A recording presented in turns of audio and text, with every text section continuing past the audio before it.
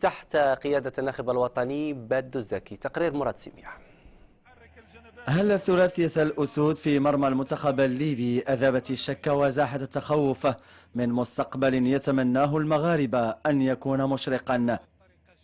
جمهور أكيد هو وفي رغم قلته حضر وتابع من مدرجات ملعب مراكش الكبير أطوار المباراة الودية الخامسة بقيادة مغربية خالصة.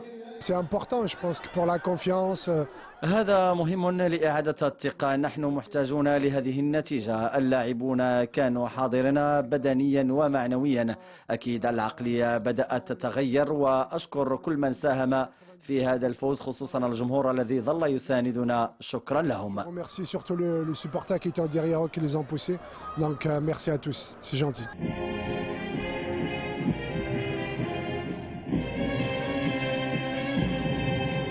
تفاصيل المواجهة ومنذ انطلاقتها تبين بالواضح أن النخبة الوطنية دخلت بنية تحقيق الفوز لا سواه. نبيل درار في أول تهديد ونور الدين مرابط في واحدة من محاولته الضائعة. الفريق الوطني واصل عملياته الهجومية إلى أن اقتنص يونس بالهندة ضربة جزاء تكلف بالترجمة إلى هدف عند الدقيقة 42 من زمن الشوط الأول. هذا جيد لإعادة الثقة. جاءت ضربة الجزاء وحررتنا معنويا، فعلا قدمنا مباراة جيدة هذه الأمسية. المنتخب الليبي رغم تواضعه خلال الجولة الأولى عاد في النصف الثاني من اللقاء ليبادر بتسجيل أول حضور قوي له من خلال تسديدة البديل معتصم سابو، وهذه المحاولة أيضا.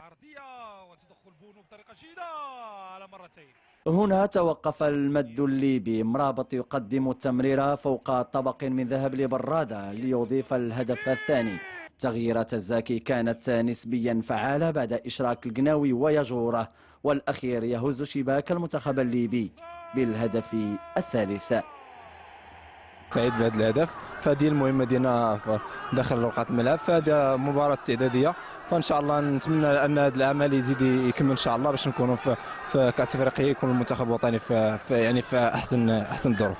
قد تكون هذه المباراة فعلا مفيدة للنخبة الوطنية بغض النظر عن قيمة ومستوى المنافس الذي جاء من أجل العودة إلى الواجهة لا أكثر. المنتخب المغربي منتخب سريع بمستوى عال بالنسبة إلينا، لدينا منتخب شاب ينتظره الكثير. المهم هو أن هؤلاء الشباب احتكوا بلاعبين محترفين جلهم يمارسون في أوروبا. إنه فعلا منتخب جيد.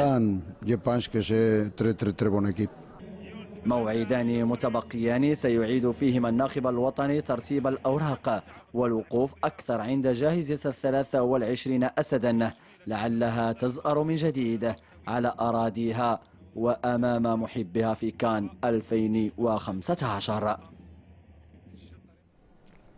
وفي منافسة كأس العالم